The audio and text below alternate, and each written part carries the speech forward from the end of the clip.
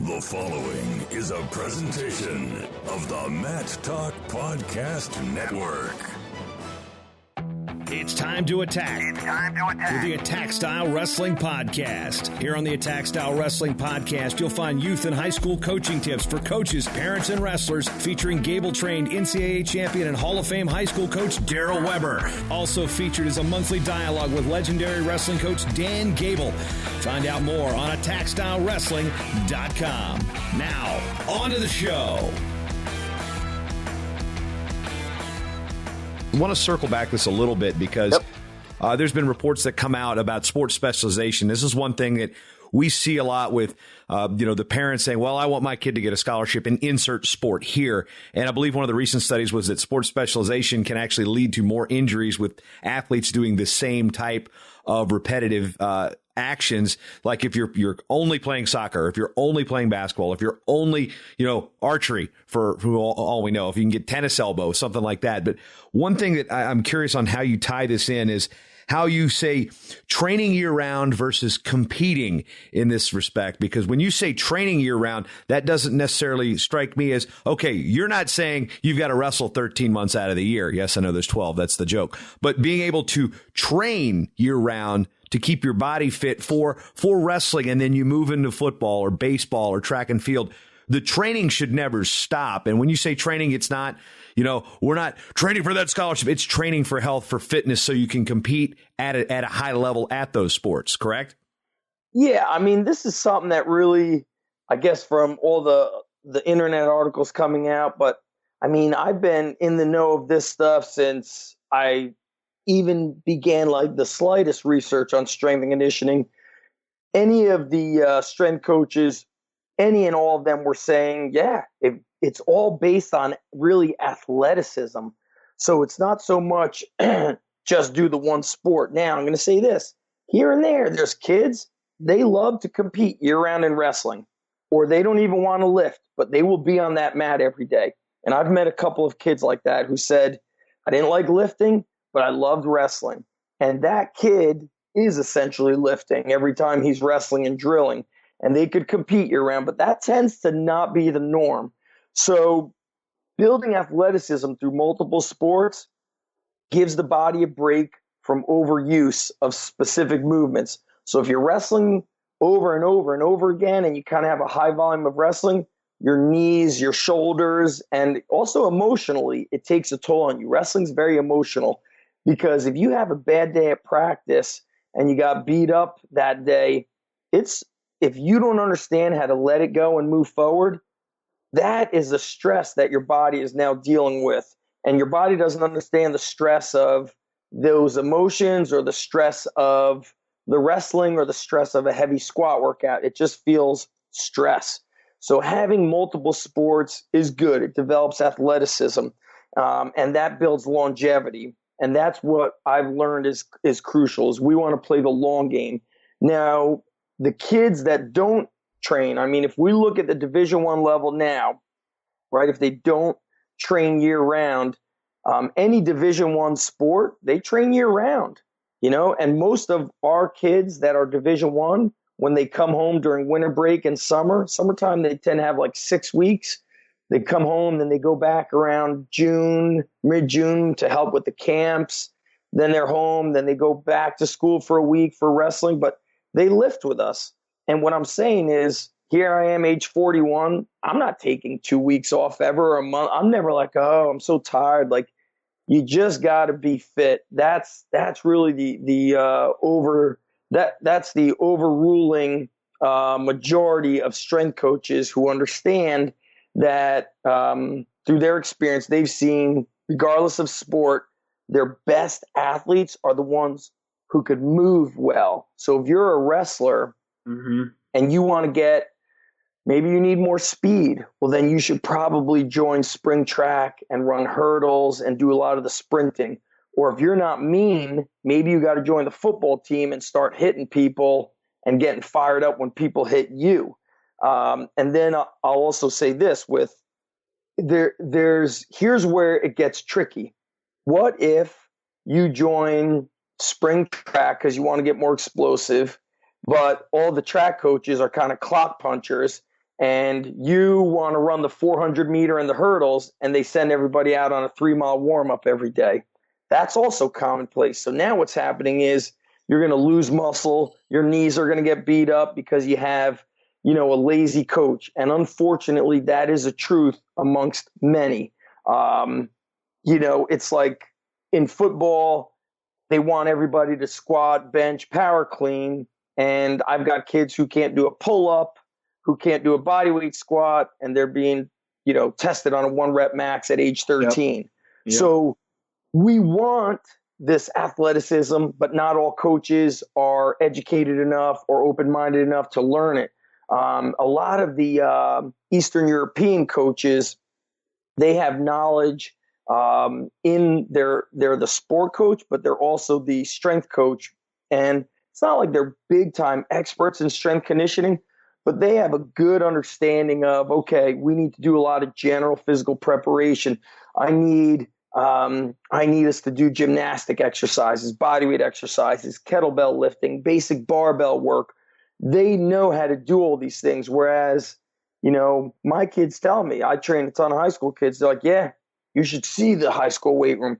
They're like, kids don't clamp up the bars. Their weights flying off to the side. Kids are squatting halfway down. Yeah. And those are kids that we used to train, but their parents say, Johnny's lifting at the high school weight room.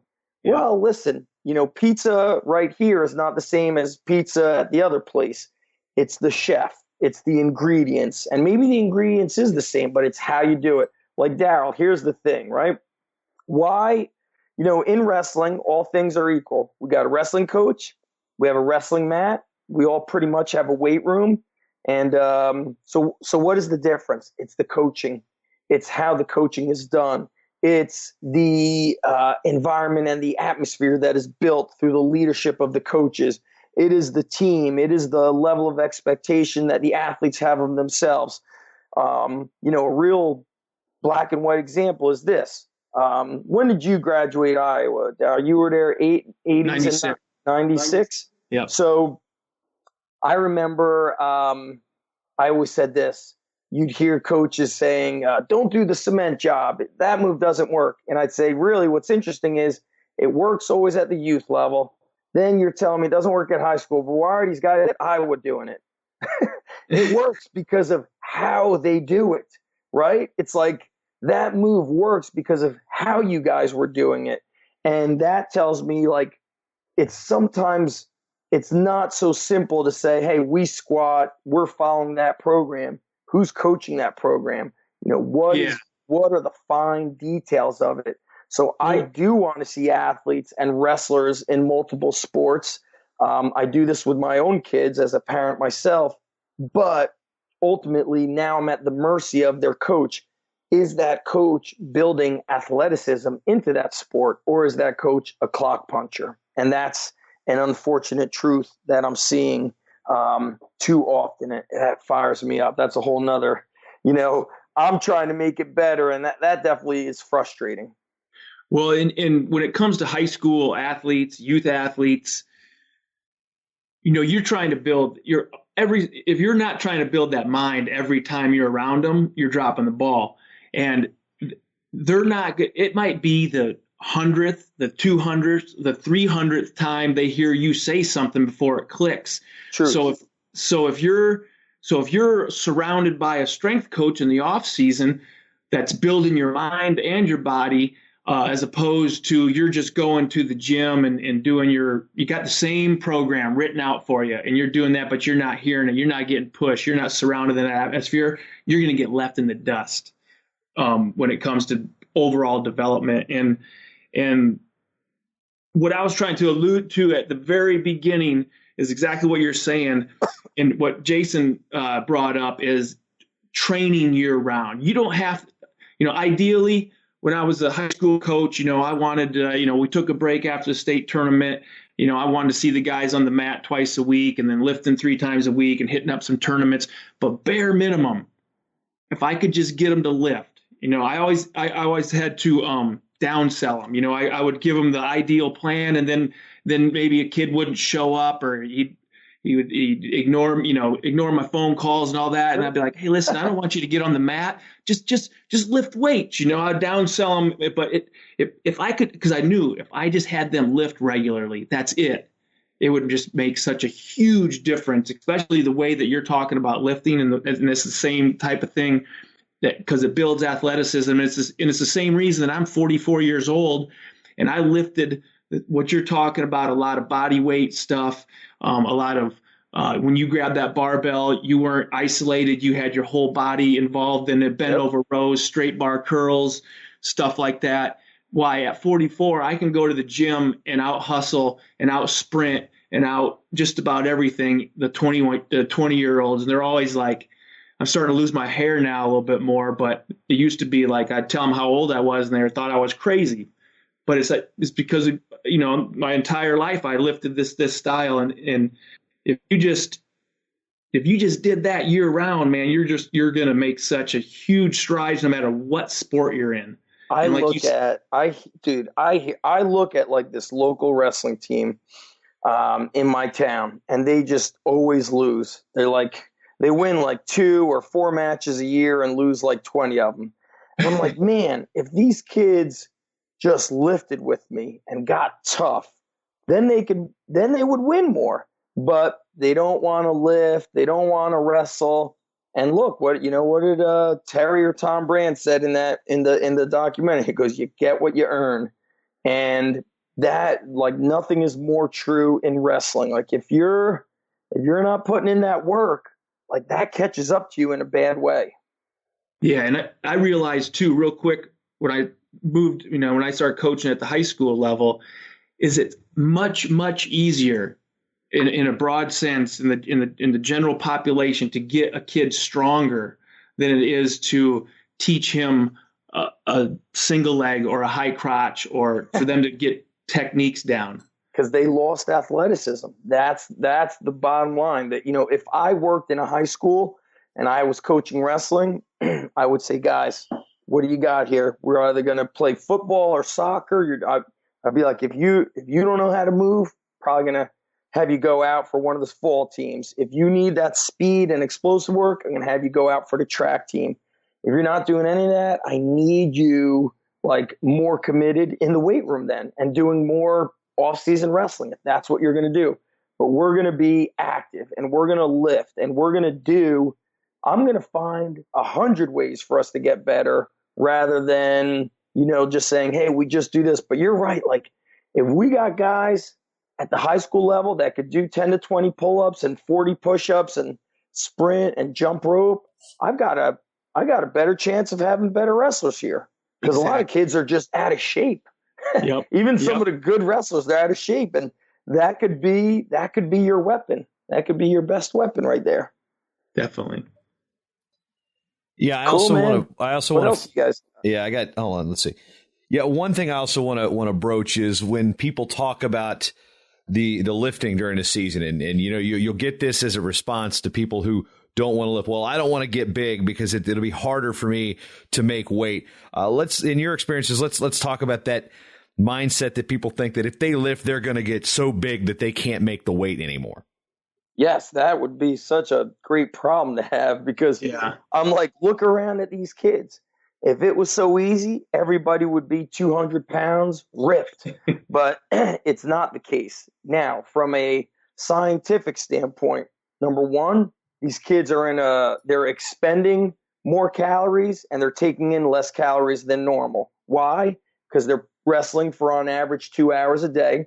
So that is extreme caloric expenditure. Number two, they don't go home after school. So they're skipping that after school meal. So that's, 20 to 30 meals less every month. That starts cutting at their calories. And when you're in that calorie deficit with both the food you take in and the expenditure of calories, that is a big inhibitor to building muscle. Number two, they're just not doing the volume of lifting that will build muscle. To build muscle, you need some of that bodybuilding style sets and reps. You need, 3 to 5 sets, 6 to 12 reps, multiple exercises. That builds muscle. And in season, we just don't do a lot of volume because what I said earlier, we don't want the training to interfere. So here might be an in-season workout. Here's a short one. I don't remember if we got into this story, Daryl, but I tell it often about like kids who are burnt out, kind of how I would train them. This kid would come in once or twice a week and we'd do something like this. Deadlift for 2 reps, pull up, or it would be something like deadlift for 3, kettlebell swing for 6 reps, 5 sets. Then he might do like 2 sets of weighted pull-ups for like 2 sets of 5, then grip and abs, then you're out.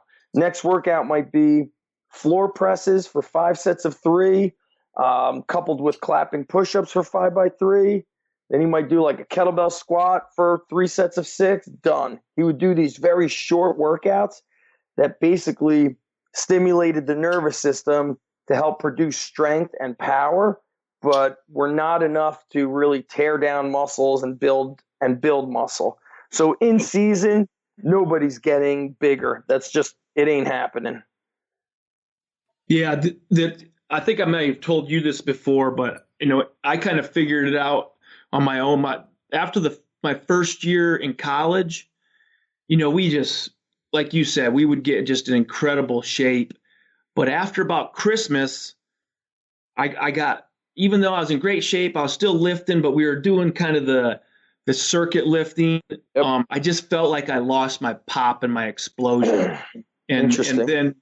And then the next year, my sophomore year, I remembered that.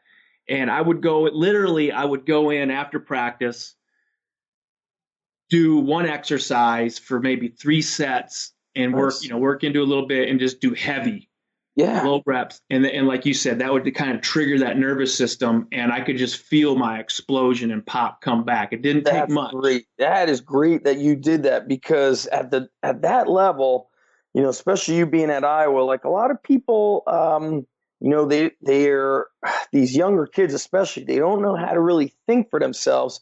And that's something I try to like impart into them, is say, guys, I want you to start feeling what your body thrives on best. So you might like working hard. Like I have a kid who's a senior, and he wants to go to a university where it's not the nicest, and it's he fits into like an Edinburgh kind of style. Mm-hmm. He went on a trip and he's like, man, the coach was slow. And he's like, it just messed me up. He's like, I need to be in a place where I'm going to train 7 days a week. And, he won the counties, and then the next morning he showed up. And that's the kind of kid who likes to grind and lift heavy. And you saying that, like, I noticed, like, sometimes I'll miss a kid for 1 week during the in-season. Maybe they had a lot of matches, or maybe he got injured. So I'm like, okay, when's the last time you deadlifted? Oh, 2 weeks ago. All right, we got to get deads in. 5 sets of 2, or 5, 4, 3, 2, 1, or 3x3, just so they could feel that weight. Because if they don't feel it, not only physically do they begin to lose it, but psychologically they start feeling a little loss of that strength, and that is a killer. So we want to stay away from that. So I'll do some sort of like basic barbell lift, a quick lift, so they feel it, in their body and their mind. So that's cool that you would do that even after practice. I would go. I just knew I had to move some heavy weight, because, like I said, it was just you lost the explosion. It was all like the fast paced power that you had. But I would, after practice, I would go and get some Gatorade, chill, relax for a little bit, and then go in there and just knock out a couple of heavy sets. And that's cool. Did any of the guys follow you in there, or were you on your own? I just did my own thing. I just kind of, like you said, I just listened to my body and figured it out. Yeah, it doesn't take much. Wrestling at the higher levels, I mean, at all levels, but really at higher level, it's such a psychological thing that I keep seeing that our best kids, they just buy in, they start figuring out what they need. I figure out their personality, and I match the training to their personality. So sometimes I know a kid, like I'll see him, maybe he's run down, and we finish like the first portion of the lift. Let's say it's like a recent thing would be like 3 squat jumps, 3 trap bar deadlifts, 3 explosive pull-ups. Then I see him a little bit run down. I'll be like, hey, man, why don't you cut out right now, go hit the showers, and just go back and take a nap before your class. You sure? Yes, just trust me. Oh, no, coach, I'll stay. Don't worry. I know what you need. Go shower up, go take a nap, go get some food, and I'll see you next time. Yeah. And then they'll come back and they'll be like, man, I felt so good. I was run down and I didn't want to say anything to you. And I'll be like, what's more important, the weight room or the wrestling? And at the higher level, I know these guys are training. So if I see that I need to kick you out, I'm gonna kick you out. And here and there I do that in a good way. Like, all right, yeah, you gotta, hey man, you did everything you need to do today. We got those deadlifts in. That's all I really wanted to get done with you. Get out of here. And they feel better. Definitely. Daryl, you got anything you want to close with?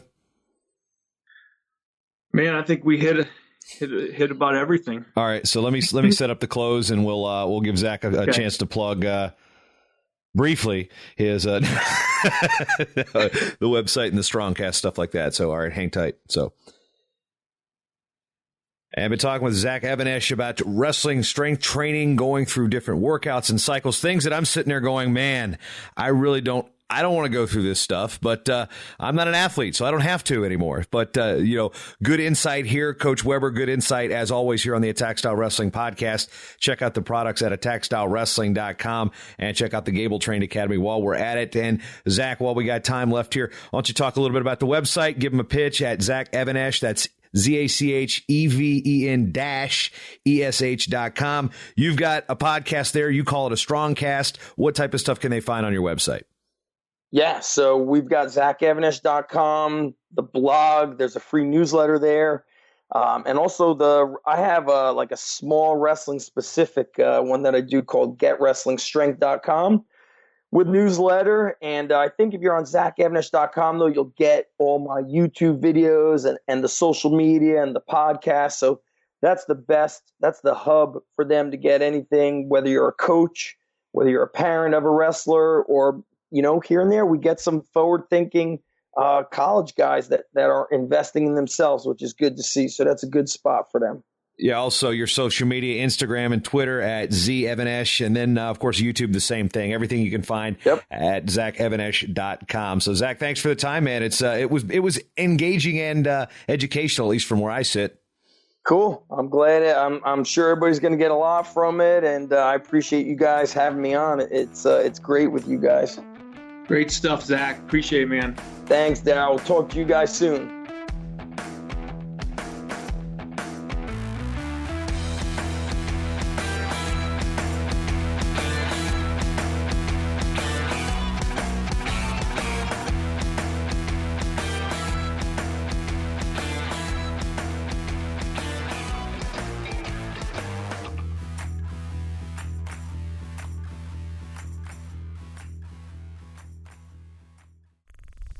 Show is part of the Matt Talk Podcast Network. For more wrestling podcasts, head over to MattTalkOnline.com.